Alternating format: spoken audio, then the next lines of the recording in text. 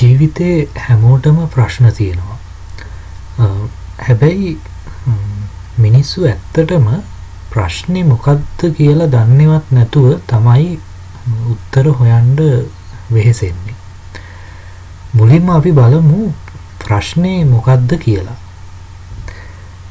උදාහරණයක් විදිහට මම ගන්නවා මෙන්න මෙහෙම දෙයක්. හිතන්න ඔයාගේ වාහනේ ඩ්‍රයිව් කරනවා.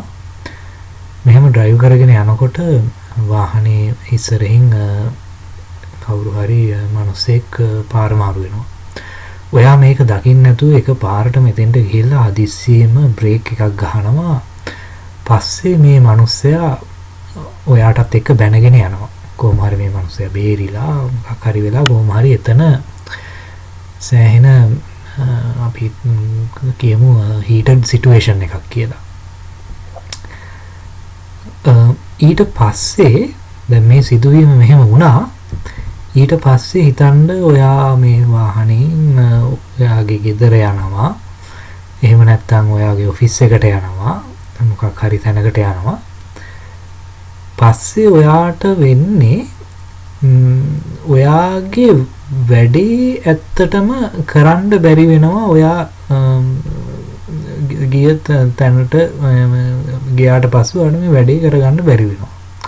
උදාහරණයක් විදිහට ඔයා ඔෆිස් එකට ගියාම ඔයාට හරියට කන්සන්ට්‍රේට් කරගන්න බෑ. ඔයාට අර සිදුවීම තමයි මතක් වෙන්නේ. ඔයා එක්කෝ ගෙදර ගියාම ඔයාට මේ සිදුවීම තමයි මතක් වෙන්නේ. ඔයාගේ අදාළ වැඩ ඔයාට කරගන්න බැරි වෙනවා. ඒ කියන්නේ ඔළුවේ ඇත්තටම ඔය කතාව ආය මේ මැවිලා පේනවා. සමහර වෙලාවට ඒ මැවිලා පේන එකත් එක්ක ඔයා එක කතා ජෙනරේට් කරනවා. මේක මෙහෙම වුණොත් කොහොම වෙයිද? අපරාධේ මට මෙහෙම නෙමෙයි මේක කරන්න තිබ්බේ. මෙහෙම කියලා එක කතා ඔයාට ඔයාගේ හිතේ මතුවෙනවා.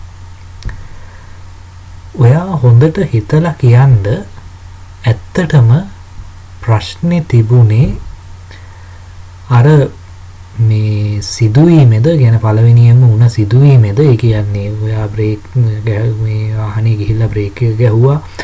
අර මිනිස්සයා ඔයාට බැනලා ගියා. ප්‍රශ්නේ තියෙන්නේ ඒ සිදුවීමේද? එහෙම නැත්නම් ඔයාට මේක ආයේ මතක් වෙන එකේද කියලා පොඩ්ඩක් හිතලා බලන්න.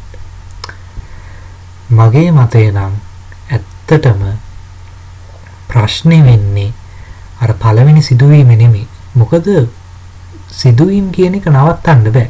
සමහර ඒවා හොඳ වෙන්න පුළුවන්, නරක වෙන්න පුළුවන්. සිදුවීම් නවත්තන්න බෑ. හැබැයි මට හිතෙන ඇත්තටම අපිට ප්‍රශ්නේ තියෙන්නේ ඕක ආයේ අපේ ඔළුවේ ප්ලේ වෙන එක තමයි ප්‍රශ්නේ තියෙන්නේ. ඉතින් මම හිතන්නේ මේ ලෝකේ තියෙන හැම ප්‍රශ්නයක්ම අපිට පුළුවන් ඇත්තටම ගොඩක් ප්‍රශ්න මේ මොඩල් එකට දාලා බලන්න. ඉතින් ඔයාගේ ප්‍රශ්නෙත් මේ විදිහට මේ මොඩල් එකට දාලා බලන්න. බලලා ඇත්තටම හිතාගන්න ඇත්තටම ප්‍රශ්නේ ඇති වෙලා තියෙන්නේ අර සිදුවීමේද එහෙම නැත්නම් මේක ආයේ මතක් වෙන එකේද කියලා.